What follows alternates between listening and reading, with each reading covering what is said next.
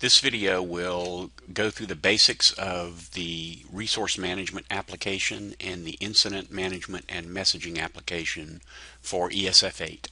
We are going to start off by logging into the security portal. You would enter your name, your username, and password, and click the login button. If you have forgotten your password, there are two options under the screen where you can change your password by answering some security questions or having a new password generated and sent to you via email. In this home screen, or the portal screen, you'll see two areas, a single sign-on family and a no single sign-on family. Under the single sign-on box, any application that you need to have access to can be accessed with one click. You won't have to log in any further. For the time being, the at-risk registry and MSTAT still require a separate login. We are working on a new version of MSTAT that should be ready for testing by March of 2012, and our production date is June 1, 2012. We are also working with the at-risk registry vendor to incorporate their application into our security models. So our hope is by June 1 of 2012 that all of our applications that any facility may need for emergency management will be available in this single sign-on family. Today we're going to look at resource management, both the regular ED view or the Learn view, and the messaging application. To access either any part of resource management, you can click on any one of these two options. The only difference is that if you click Resource Management ED, it brings you to the regular dashboard view for emergency room status, bed holes, that kind of thing. If you click on the Resource Management Learn option, it simply opens you up to the Learn status dashboard. Once you get to either location, you can get to the other location with a click or two. I'm going to start out in Resource Management ED, and in my browser, Internet Explorer 9, it opens up in another tab. If you have an earlier version of Internet Explorer, it may open up in another browser window. Now, because I have statewide access, I see all regions. Your hospital DRC can also see all regions. If you log in as a hospital, a single hospital, you will see only your region, but you'll see all the hospitals in your region, but you will see a pencil icon only next to your hospital. Let me talk a couple of things about the overall user interface. At this point in time, do not use the back button on your browser to go back to a prior screen. Use these menu options up on this menu bar to go back and forth between sections in the application. You'll notice a couple of things right now. There's a notification box and a survey box. These boxes will display scrolling notifications that are applicable to you. For example, if this were a mass casualty event in your area and you had been sent a notification about that mass casualty, that title and the message would be displaying here in this notification box. And you can click on it to get the details of that message. So here you can see we were testing a conference polling option in the notification system, and that's the most current option for me. If there were a survey to complete, you may see this survey box up here. However, we are considering removing this survey box and enlarging the area for the regular notification box. This may change over the next 3 to 4 weeks. There's another section up here called Alerts. This is meant for you to use as a very, very quick way to send out an email to other hospitals about something that may be happening in your facility. It is not meant to send out notifications for events such as mass casualty events or other very significant events at your facility that you would need to track or document. Again, this is a very, very quick way to send out an email to all email contacts associated with the hospitals that you select. So if I wanted to send a message to these hospitals in Region 1, I could select them one by clicking on the box next to them, or I could simply click the box in the header and it selects all of them. I'll then click the alert button, and you'll see it will show me the list of hospitals that I've selected, any other alerts that have been issued with my username, and then I can put a title. So I can say this is a test alert, and I can type whatever message I want, such as we may have lost power for a short period of time, or maybe we lost water pressure, or our telephone system is down for a period of time. And I just want to let other hospitals know very quickly about the status of our facility. Again, this sends an email to every contact that is associated with all of the facilities in your list, if that person is listed as a contact for them. So if Children's Hospital has 20 contacts listed in their application, all 20 contacts, if they have an email address, will get an email from you with this message. To send the message, you simply click Send Alert, and the message will be processed. I'm not going to send that today, so I'm just going to click Close. The other options on this side of the screen are user links. We can place other links up here. If you think there are other links that should be displayed, please contact your DRC. There's a Contact Us button that basically has some live email addresses that you can use, and some instructions on how to capture a screen if you've seen an error or have encountered any other sort of problem. There is help available. Soon this help will be augmented by videos. As you can see, it's going to open up in another tab, and you can go, for example, if I wanted to look at the dashboard and update my status, it will give me detailed instructions about how to do that. We will also post these videos in this help section. And then there's a logout button. So that's basically the top part of the interface for resource management, and it looks the same whether you're in the Learn view or the regular ED ESF8 view.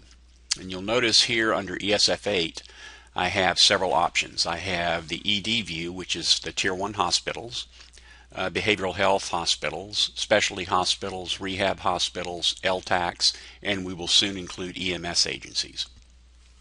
So if you're a rehab hospital, you will find your listing, your hospital listed under the rehab section, so just click rehab and it will display your hospital in the appropriate region. I'm going to go back to the regular ED view, which is the Tier 1 hospital view, and I'll show you how to update your status in one of two ways.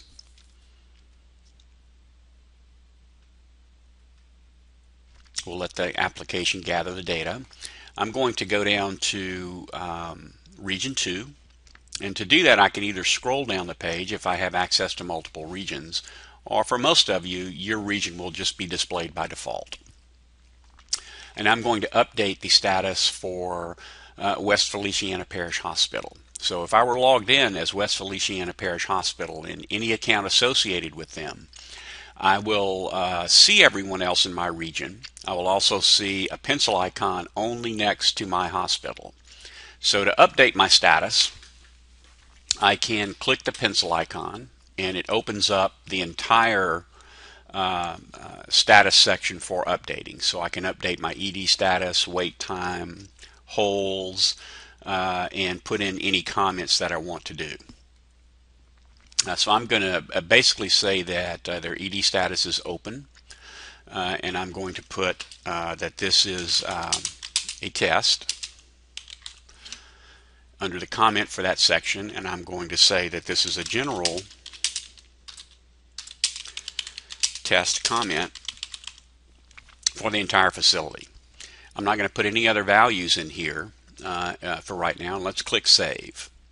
And I'm going to get a message that says, hey, you need to enter some data in these following areas. So I'm going to click OK, and I'm going to say my ED wait time is green. I have 0 med-surg holes, 0 telemetry holes, 0 ICU holes, 0 psych holes, and 0 additional hospital holes. Once you've entered data in any one of these things, the first time you have to enter some data in every status box. I can now click Save, and my status will be displayed in the dashboard. So as the data saves, you can see that now my status has been saved and is displayed on the dashboard. A couple of other notes about the interface. If I hover over that status, you will see the date and time it was last updated and any comments that were entered. Now, if I look at ED wait time, I notice there's no comment. The other thing that's different is there's no little blue triangle. You'll see a blue triangle in the upper right hand corner of any status item for which the facility has entered a comment. So if you remember, I entered a comment for open, and you can see that comment is "this is a test." The reason field can be set up for your facility if your region determines that you want to have particular categorical reasons for different statuses in your region, but that is a regional decision and is not turned on by default. So you can see that I updated the status for West Feliciana Parish Hospital in one fell swoop by just hitting that pencil icon. However, if the next time it comes time to update status for this hospital, and the only thing that needs to change is a particular cell, if everything else is okay, but let's say I now have some psych holes and I want to edit that particular information, I can double click in that cell and it opens up just that particular status cell for editing. So I'm going to change the value from 0 to 1 and say this is a test edit and click Save. So I should see two things now. I should see that now I have one telehold, or one psych hold, and I have a little blue triangle because I entered a comment that this is a test edit. And those are the two ways in resource management that you can update your status. And it works the same way if you are in the regular ESF8 kind of resource management view. It works the same if you are in the Learn view. So I will go to the Learn Trauma screen, and we'll stay in Region 2 once the data refreshes. I will click Region 2, and we'll look at West Feliciana Parish Hospital again for Learn. And again, you'll see the pencil icon there, and the behavior for the application is the same. What Learn has asked is if you see these dashes, for example, let's look at Lane Regional Medical Center. Lane updated their status on the 4th of November. So their CT was available, their general surgery was available, their ortho surgery was available. Under neurosurgery, you see a dash. Learn has asked that you indicate a dash in your status if you don't have that service at all. If you put a no here, such as Our Lady of the Lake Regional Medical Center updated their status on October 31st, and put no, that means that at some point you may have that service available, and Learn will be looking for that. If they see a dash, they're going to automatically think they don't have that service available at any point in time. You can contact your Learn coordinator or the Learn call center for more instructions about what some of these statuses mean and when you should put yes, no, or blank. But essentially, to update your status, you can simply double click in a cell. So for Our Lady of the Lake, I can just say, you know what, this is okay, I'm going to keep it that way, click Save, and now I have today's date and time stamp. If I wanted to date and time stamp the entire line, I can click the pencil icon. If nothing has changed, click Save. And now every item on that status line for Our Lady of the Lake Hospital has the current date and time stamp. So this is a way that you can let Learn know that you have updated your status. Nothing may have changed, but your status has been updated. One final comment about the interface is as hospitals change their statuses, and if you're looking at this dashboard or have this dashboard displayed in your ED, for example, you don't have to hit the refresh button to have the statuses or to have the page refreshed. Each cell will refresh as it's changed by every other hospital. The way the application works is it may take up to 1 minute. So if I were at Baton Rouge General Mid-City and had this dashboard displayed in my ER, I would, at the most, after a minute, see the Our Lady of the Lake statuses change automatically, and each cell will refresh automatically individually. I don't have to click refresh. I don't have to open anything up. I don't have to refresh the browser. I'm going to go back to ESF8 ED, kind of the normal dashboard view, and I'm going to select Region 2 again once the data loads.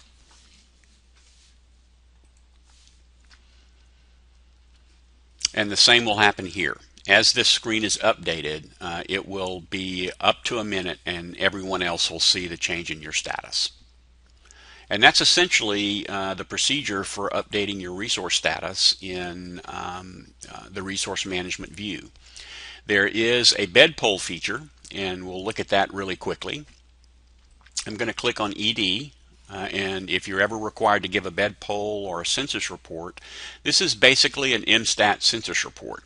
It's displayed using kind of what we call the HHS bed types, or the Federal Health and Human Service bed types. We have separated out neonatal ICU and pediatric ICU.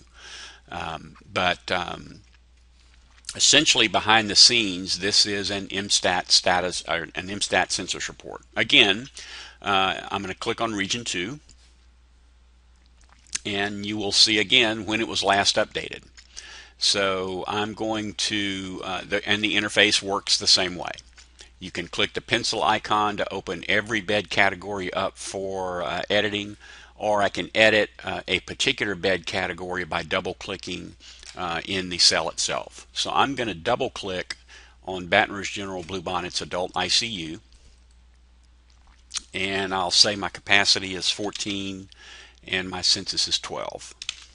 Click Save, and you will now see that I still have 2 available beds, and it will show the date and time that it was last updated. If I click the pencil icon, the same behavior happens, except now you see the different bed types that you had picked in MSTAT are here displayed under each HHS bed category. So I can put in my Med-Surg pediatric staff capacity for today. Let's say I could take 5 patients and my census is still 1. So if we look at pediatrics, I have a capacity to take 27 patients between pediatrics and OB, and I currently have a census of 10. So I should show a bed availability of 17. So let's click Save, and we'll go to Baton Rouge General, and there's our pediatric status of 17 with the current date and time stamp. You'll notice because I clicked the pencil icon, everything shows it's being updated today at November the 5th. They haven't entered any data on their burn unit yet, so nothing is going to display there until they enter some data here. But you also notice that if I click on Baton Rouge General Bluebonnet, they don't have a burn unit picked, so it's not going to accept data. If you want to change the bed types that are displayed here, you change your bed types in MSTAT. The next version of MSTAT will be tightly integrated with resource management, so changing those bed types dynamically will be even easier. I'm going to cancel this and go back to the regular view, and it will show you again kind of the classic dashboard view of bed availability. So that's the bed poll. The last thing I want to talk about is reports. Each category has the ability to do reports, and each hospital has the ability to do reports. However, individual hospitals can only report on themselves. You cannot run reports on other hospitals in your region. Your DRC, however, can run region-wide reports and make data available to you as your region decides. So I'm going to click ESF8 ED. And I'm going to display on the left side, you'll see reports that you can run. You may see this change over time. We're going to add some census reporting options, bed poll reporting options here. But for right now, I'm going to click on Status Summary. And when I click on a report I want to run, this little interface will pop up, and it's fairly common for all applications. So I can pick start dates and end dates, start times and end times. Depending upon your permissions, if you're an individual hospital, you will probably only see your region, and when you click on your region, you will probably only see your hospital. If you have multiple campuses, let's say like Ochsner, We can assign those campuses to people in the Ochsner organization, and they can see all of the Ochsner hospitals regardless of what region they're in. But for now, I'm going to pick Region 2. Actually, I'm going to pick Region 1 because I know there's data there. When I click Region 1, I see the hospitals that I can report on, so I'm just going to select all of them. I'm going to go pick a start date of September 1st and an end date of today. Now again, I could pick a time, so I could theoretically run a report to see what my statuses were in a very specific period of time. But for this particular demonstration, we're going to say that from the 1st of September at midnight through the 5th of November at midnight, that's our reporting period. And I'm going to do it facility by facility. The next thing I do is select service types. And you can select individual service types. You can even select individual statuses within those service types. So for example, if I just wanted to know how often my ED status was closed during that date and time period, I could do that.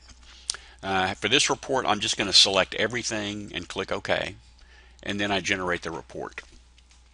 It's going to open up this other window, which is going to give me the report rendering.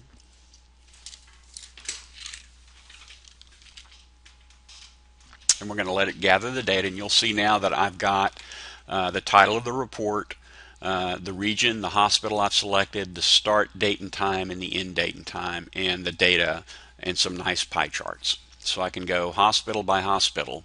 If they've got data there, we can see the data displayed. From here, I can print this report, or I can export it to a variety of formats. If I export it to PDF, I'll be able to open it with Adobe Acrobat. I can export it to a comma delimited file that can be read by Excel or databases. I can export it to a native Excel file, a Word document, or a picture file. I'm not going to export these things right now, but essentially if you do, you get the same look and feel as you do in this particular report window. So I'm going to close the report window, and that's basically how to run reports. Depending upon the type of report you run, if I click this status detail, you'll see this Excel button pop up. What this means is if I click this Excel button, it will generate the report in a flat file with none of the fancy charts and formatting. So if you want to do your own pivot tables or your own charts or graphs, you can pick this report type and click this Excel button. And so let's just, as an example, we'll select all of the service types again. Same hospital set, same date and time range. I'll click the Excel button. It'll ask me to save it. So I'm going to save it to my desktop as test. Click Save, and now that report is on my desktop to run. I'm not going to show you the report because it will show outside of the recording. But it will open up into basically a flat data file that you can now use to do your own charts and graphs with. And that's resource management. In a minute, we're going to go over incident management and messaging, and show you how to send notifications to other facilities in your region.